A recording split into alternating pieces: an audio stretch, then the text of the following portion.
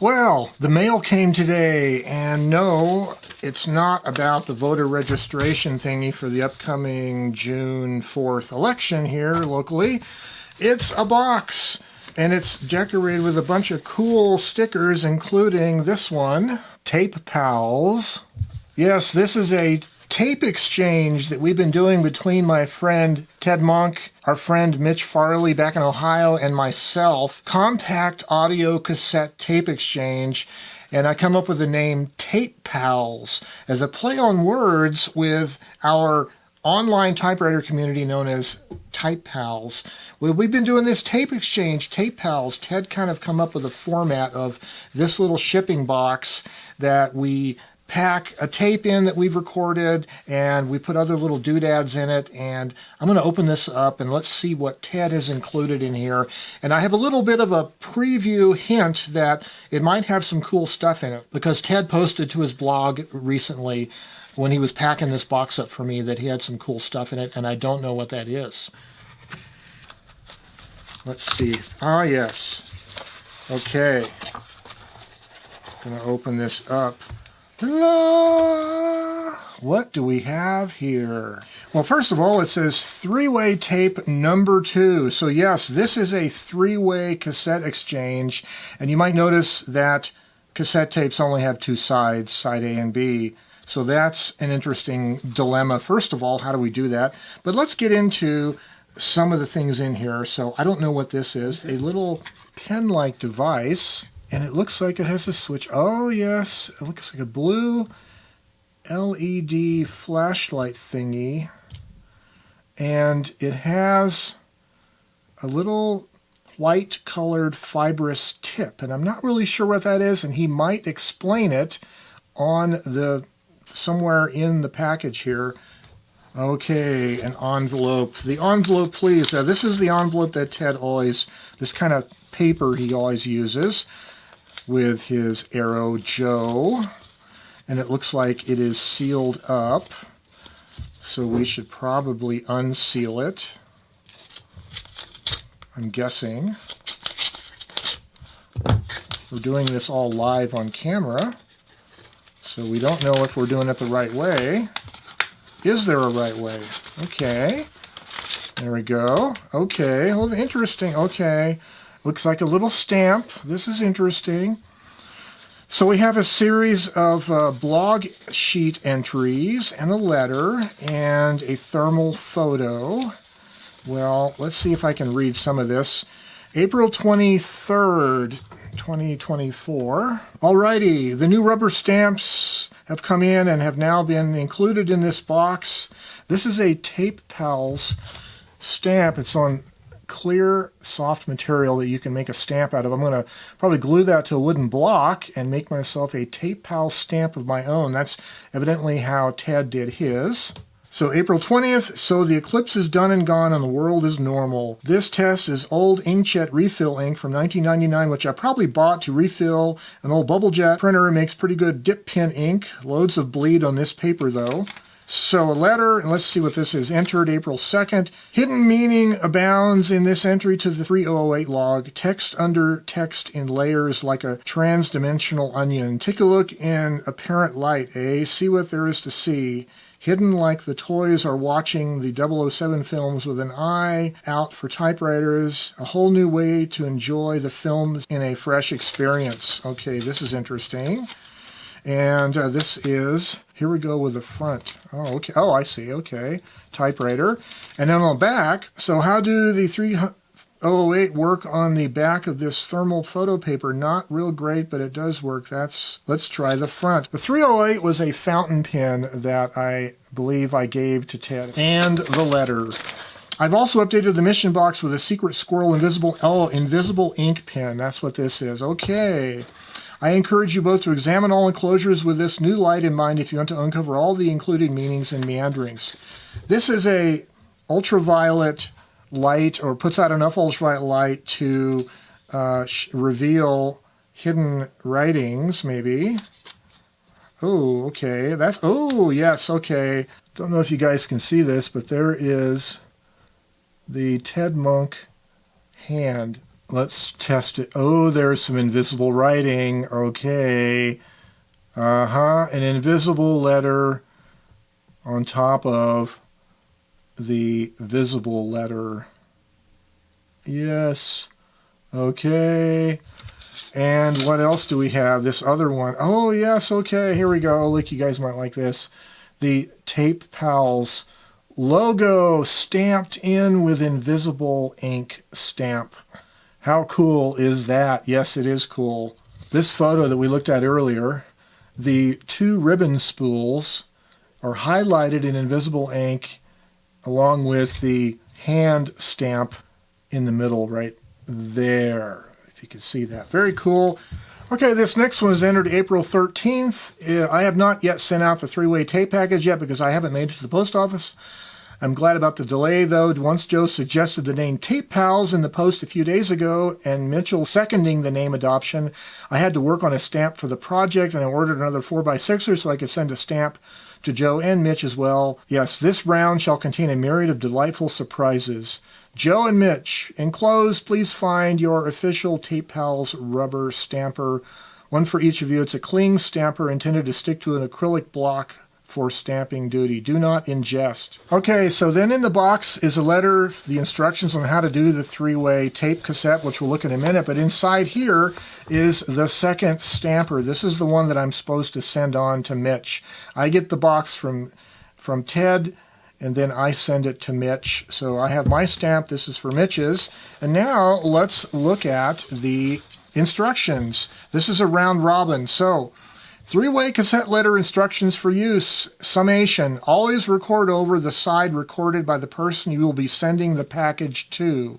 So that is the basic instructions on how to do one of these round robin things. But wait, there's more. Oh yeah, did I tell you there is a tape in here, but there's more stuff in here also. Let's take a look. So this says, exhibits, thrift store rangefinders, tape recorders used in this tape, possibly other exhibits. This is an envelope, an airmail envelope of exhibits. And there is a lot of goodies in here. They may or may not, oh, there is something. Oh, yes. Ted's Coronet QL17 and Coronet 28. These are two of the cameras that Ted has. And the little thermal print, very cool. And this one, it's Ted Yashica Electro 35. This is his Electro 35 Yashica with invisible writing on the back describing it. Ted's Marantz PMD 201.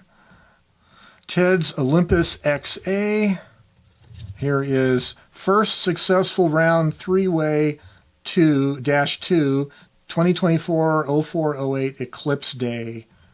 One that I did, this is Joe's Marantz PMD 430, and I did it on the thermal printer camera and then laminated it. Type wrote a description on the back, and then I laminated with 2-inch clear packing tape on both sides. My little hack. Oh, this is pretty cool. And this is Yashica 35. This is a double exposure. I get you. There's the double exposure with the Yashica 35. And then this one, not with invisible ink. Here is one of my recent photos I quite like, taken in February this year with a Ricoh TF500 point and shoot with a 35mm f2.8 lens, Fuji 400 film, looking out over the soybean field around the corner of my house at dusk before the storm system moved in. This is probably from Mitch, I'm guessing. And the envelope, look at that. This is for Joe to keep and enjoy.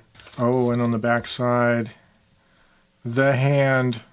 So now we're getting into the audio letter at the bottom of the box, and there is this little tube, instructions and log.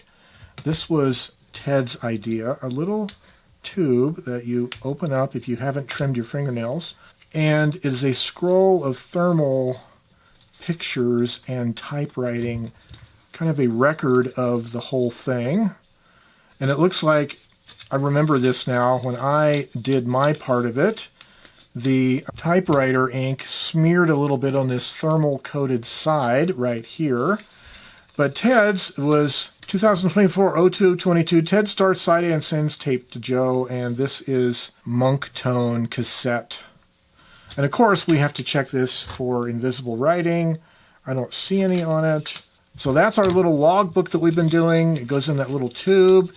And now the tape itself. And you notice Ted's very cool labels that he does. He's always very creative about that. Three-way letter, cassette number 2. Ted, Joe, Mitch. Mission initiated on 2024-02-22. Round robin. Type 2, high bias tape cassette. And you must be careful to look over the entire box. Even things you don't think are there, but there is more secret squirrel writing there. And the Ted Munk hand logo right there on the side. On the foam. He stamped it on the foam. And there is the tape ready for me to listen to both sides. And record over Mitch's and then send it to Mitch. And my old trusty Fluke 73 voltmeter that I bought in 1981. Yes, 1981. After I got out of the Navy, 1.445. When I started work as a consumer electronics technician, checking these batteries. Looks like they're adequate for now. All right, let's get them loaded into this tape player.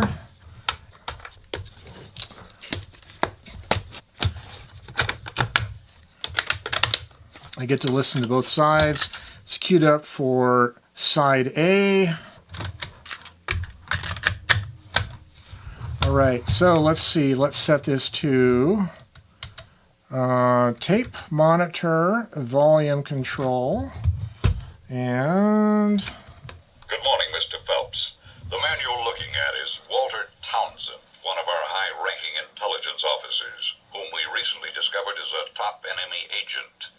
Upon learning this, we allowed Townsend access to false information, which will cause his...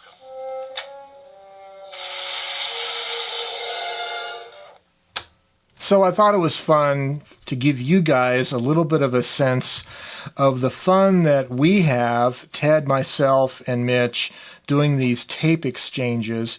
Mitch and myself, we have exchanged microcassette letters over the last few years.